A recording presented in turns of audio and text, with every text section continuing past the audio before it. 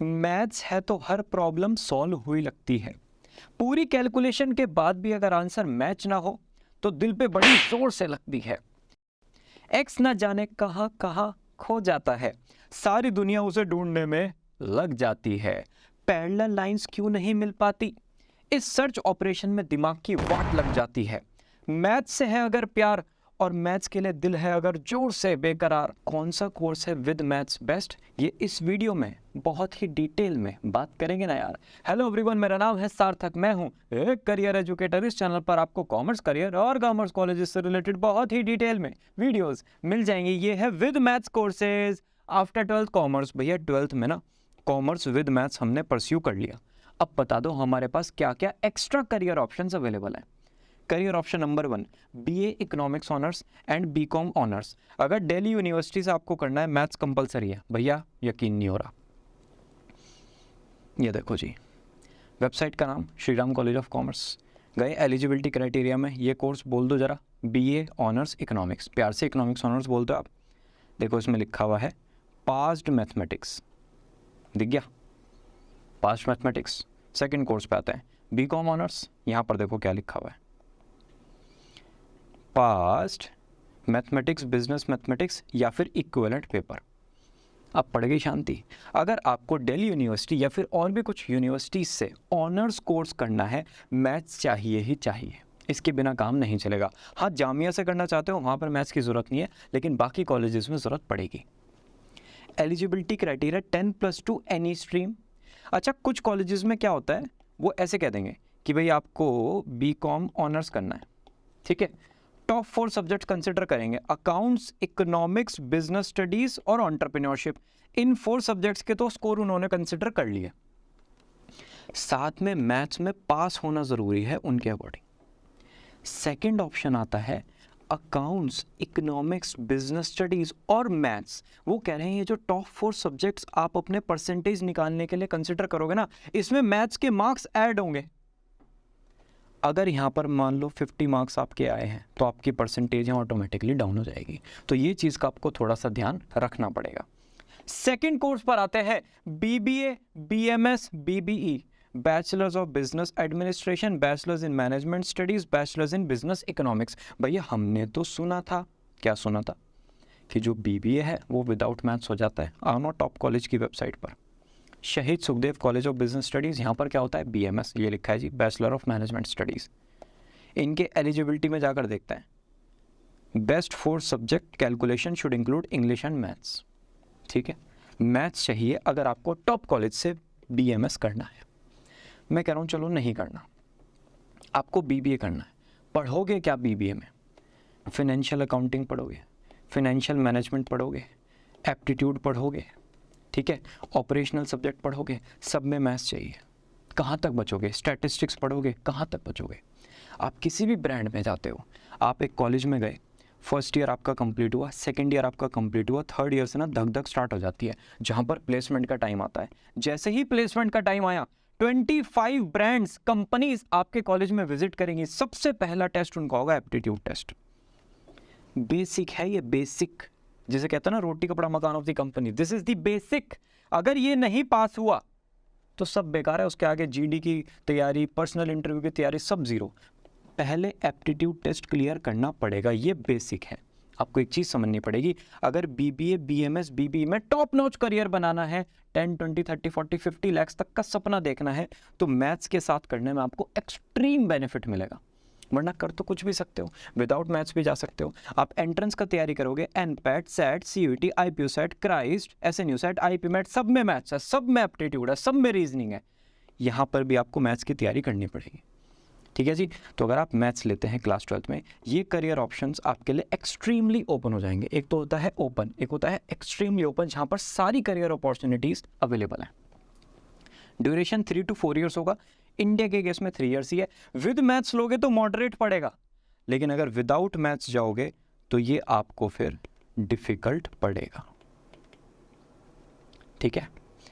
Course number 3, bachelor of computer application, जिसको प्यार से बोलते हैं बीसीए। भैया बीसीए के ना कुछ कॉलेजेस हमें पता है जिसमें विदाउट मैथ्स जा सकते हैं, ठीक है, मान लिया।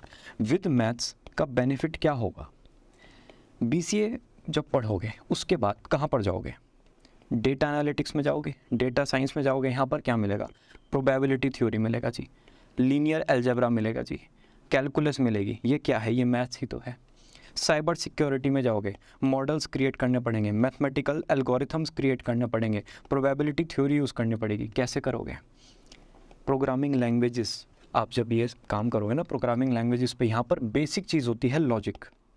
लॉजिक सोचने के लिए आपका एप्टीट्यूड स्ट्रॉन्ग होना चाहिए, इम्प्लीमेंट करने के लिए एप्टीट्यूड स्ट्रॉन्ग होना चाहिए, प्रोबेबिलिटी थ्योरी लगाना आना चाहिए। अगर ये सब करना है BCA के बाद तो फिर मैथ्स तो चाहिए ही चाहिए। तो भैया अगर हमने BCA में विदाउट मैथ्स एडमिशन ले लिया फिर क्या होगा? फिर आपके साथ मैथ्स ही हो जाएगा। मतलब भैया मेरी आत्मा तुम्हें हमेशा सताएगी, ठीक है? मतलब अगर मैथ्स नहीं लिया ना तो डेली सुबह ज़िंदगी में मैथ्स आएगा कि मेरी आत्मा तुझे हमेशा सताएगी। डेली एहसास होगा यार मैथ्स ले लेता, डेटा साइंस में ईजी रहता, यार मैथ्स ले लेता, साइबर सिक्योरिटी में ईजी रहता। तो कोई फ़ायदा नहीं है विदाउट मैथ्स करके। और एक बात, मेरी दोबारा बात सुनो, आपका जो कंपटीशन है वो किससे है? बीटेक स्टूडेंट्स है, ठीक है? बीटेक स्टूडेंट चाहे IIT का है, चाहे NIT का है, चाहे IIIT का है, चाहे GFTI का, कहीं से भी है, उसने JEE की तैयारी की होगी। क्लास 12 में उसके पास मैथ्स था ही, JEE में भी उसने मैथ्स की तैयारी की है। इससे कंपटीशन नहीं करना आगे, कैसे करोगे फिर? अपनी पोजीशन के लिए लड़ोगे कैसे जब मैथ्स होगा ही नहीं? आपके पास तो टूल्स ही नहीं रहे। भाई मेरे पास ये पेन ही नहीं है, मैं लिखूंगा कैसे? राइट? तो ये टूल है आपका।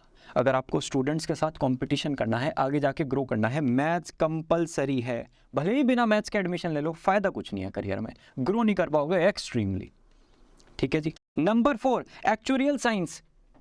भैया यहाँ पर मैथ्स चाहिए? अरे यहाँ पर हर एरिया में आपको मैथ्स लगेगा। कैसे? Statistical models, mathematical models, Excel में वी लुकअप, एच लुकअप, आपको सब कुछ डिटेल में स्टडी करना पड़ेगा, ठीक है?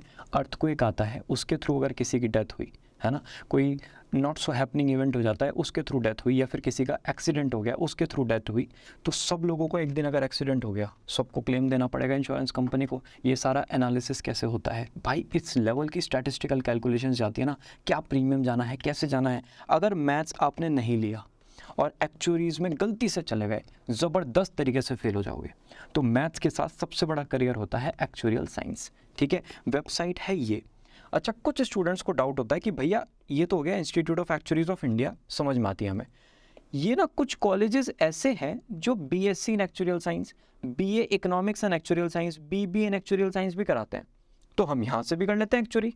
नहीं, ये आपको कराएंगे तो डिग्री BSc, BA या फिर BBA कराएंगे तो ये डिग्री ही, लेकिन साथ में कुछ सब्जेक्ट्स आपको ये एक्चुअरी के पढ़ा देते हैं। इसका मतलब ये नहीं आपने एक्चुअरी कर लिया, इसका मतलब आपने सिर्फ सब्जेक्ट्स को स्टडी किया है, जिससे अल्टीमेटली यहाँ पर आपको पास होने में आसानी होगी, ठीक है? तो बेसिस है मैथ्स यहाँ का, तो यहाँ पर एक्चुअरीज आपके लिए करियर ओपन हो जाएगा।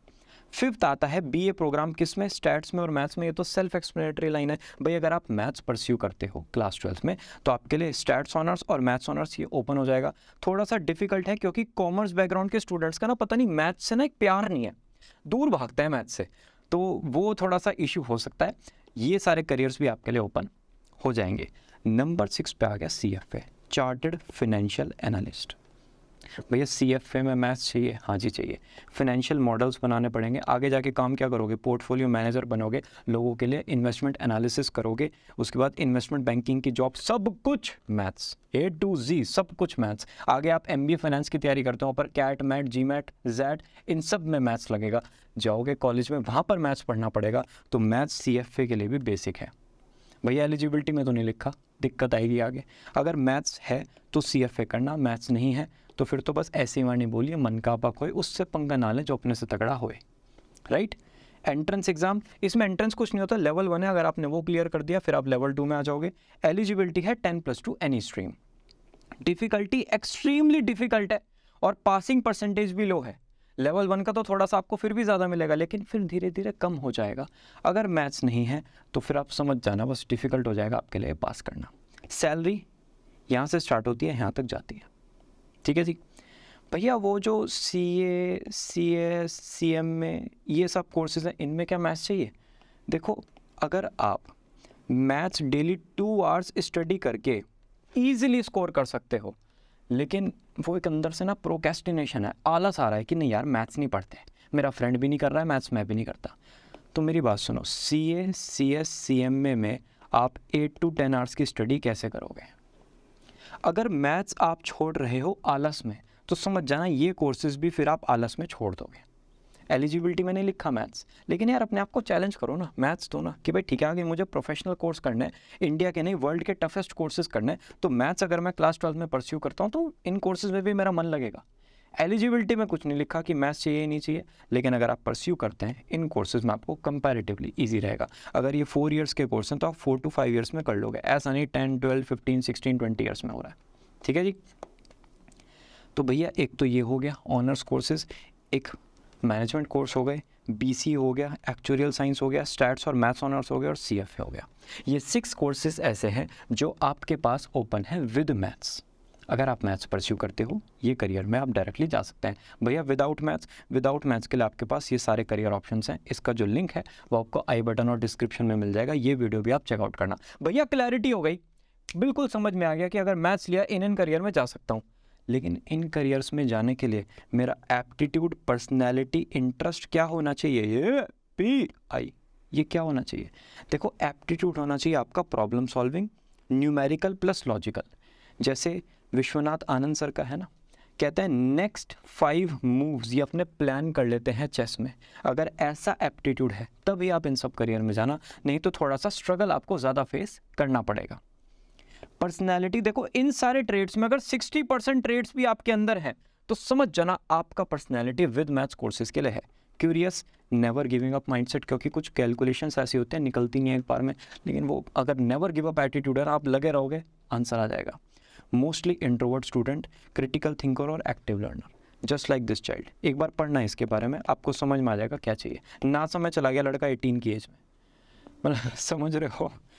इंटरेस्ट कैसा होना चाहिए? Complex problem solving. देखो कोई बहुत ही डिफिकल्ट सिचुएशन सामने आई, आपको लगा कि यार अवॉइड करो, सो जाते हैं पढ़ के, जाओ मत विद मैथ्स कोर्सेज में, लॉन्ग टर्म में 110% इशू आएगा। कॉम्प्लेक्स प्रॉब्लम सॉल्विंग की आपको आदत होनी चाहिए। वो जो बच्चा होता है ना जो मैथ्स के क्वेश्चन फ्री पीरियड में सॉल्व करता है, बस वही इन कोर्सेज में एक्सट्रीमली सक्सेसफुल होगा। तो अगर ऐसा इंटरेस्ट, ऐसी पर्सनैलिटी और ऐसा एप्टीट्यूड आपका है तो आप इन सब कोर्सेज में अपना करियर बना सकते हो। इसी के साथ ये वीडियो होती है फिनिश। हम मिलते हैं ना नेक्स्ट वीडियो में, that is professional courses after 12th commerce. उसका थंबनेल है ये, जाओ देखो, एंजॉय करो, बाय बाय।